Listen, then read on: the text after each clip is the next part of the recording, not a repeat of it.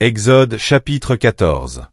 L'Éternel parla à Moïse, et dit, parle aux enfants d'Israël, qu'ils se détournent et qu'ils campent devant Pi-Hahiroth, entre Migdol et la mer, vis-à-vis de Baal-Tséphon.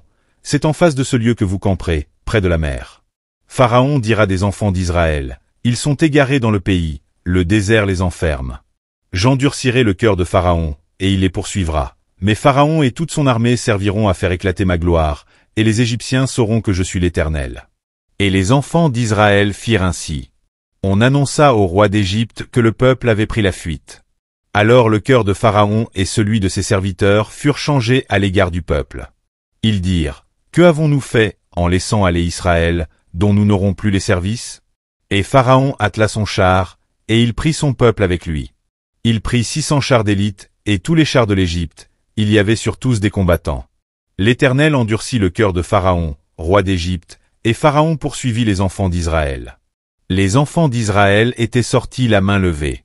Les Égyptiens les poursuivirent, et tous les chevaux, les chars de Pharaon, ses cavaliers et son armée, les atteignirent campés près de la mer, vers Pi-Hahiroth, vis-à-vis de Baal-Tséphon. Pharaon approchait. Les enfants d'Israël levèrent les yeux, et voici, les Égyptiens étaient en marche derrière eux. Et les enfants d'Israël eurent une grande frayeur, et crièrent à l'Éternel. Ils dirent à Moïse, n'y avait-il pas des sépulcres en Égypte, sans qu'il fût besoin de nous mener mourir au désert? Que nous as-tu fait en nous faisant sortir d'Égypte?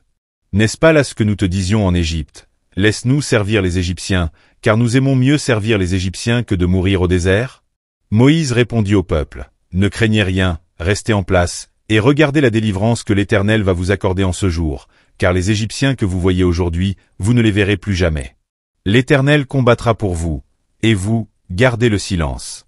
L'Éternel dit à Moïse, pourquoi ces cris? Parle aux enfants d'Israël, et qu'ils marchent. Toi, lève ta verge, étends ta main sur la mer, et fends-la, et les enfants d'Israël entreront au milieu de la mer à sec. Et moi, je vais endurcir le cœur des Égyptiens, pour qu'ils y entrent après eux, et Pharaon et toute son armée, ses chars et ses cavaliers, feront éclater ma gloire. Et les Égyptiens sauront que je suis l'Éternel, quand Pharaon, ses chars et ses cavaliers, auront fait éclater ma gloire. L'ange de Dieu, qui allait devant le camp d'Israël, partit et alla derrière eux, et la colonne de nuée qui les précédait, partit et se tint derrière eux. Elle se plaça entre le camp des Égyptiens et le camp d'Israël. Cette nuée était ténébreuse d'un côté, et de l'autre elle éclairait la nuit.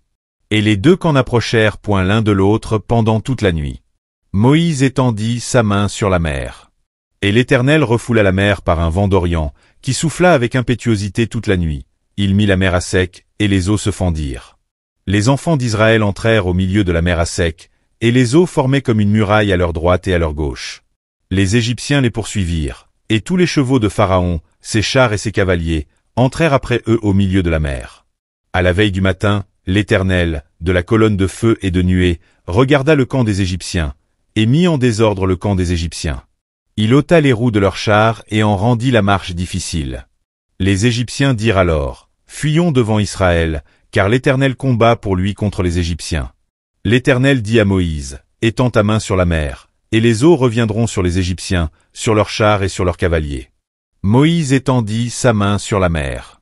Et vers le matin, la mer reprit son impétuosité, et les Égyptiens s'enfuirent à son approche, mais l'Éternel précipita les Égyptiens au milieu de la mer.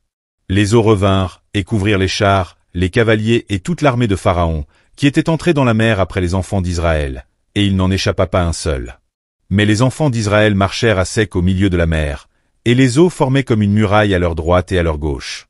En ce jour, l'Éternel délivra Israël de la main des Égyptiens, et Israël vit sur le rivage de la mer les Égyptiens qui étaient morts. Israël vit la main puissante que l'Éternel avait dirigée contre les Égyptiens.